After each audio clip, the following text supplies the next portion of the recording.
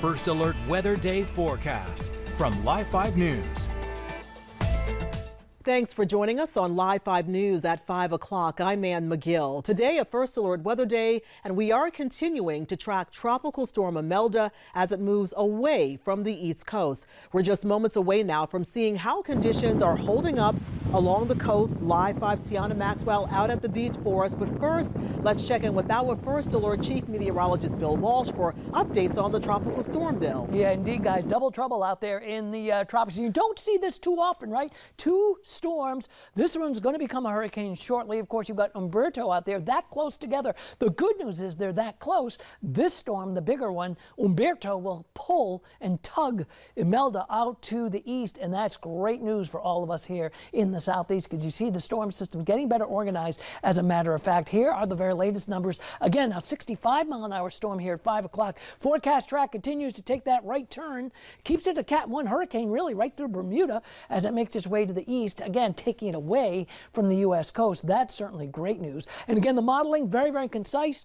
Now that we're watching it go off to the east, that's great news for us. And Umberto, again, this is still a Cat 4 hurricane, still get winds at 140 miles an hour. I'm going to put this track in with Imelda and look at the difference. I mean, this very rarely happens. You got these storms crisscrossing each other. Again, the Fujiwara effect kind of pulling and tugging at Imelda, taking it out to sea, and that's right where we like to see it go. All right, as far as the rain, there's a lot of rain out ahead of Imelda, back into northern South Carolina, northeastern South Carolina. We'll zoom on in.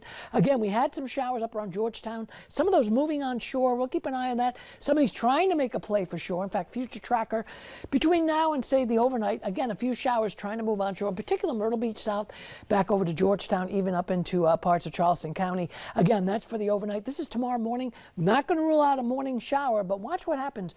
By tomorrow afternoon, things start to dry out. You start to see the clouds break up, and that's certainly improving weather. So as far as the impacts, not a lot from this storm, just some coastal showers, still some gusty winds, especially along the coast around 25 to 35 miles an hour. Flooding is really much less likely, and we'll certainly take that for sure. Now, coming up for us, the next big thing, after this system pulls away, guess what? We get some cooler weather. We'll talk about that coming up right here in just a couple of minutes. What about that drive home? Chris Holtzman looking at that. Hey, Chris.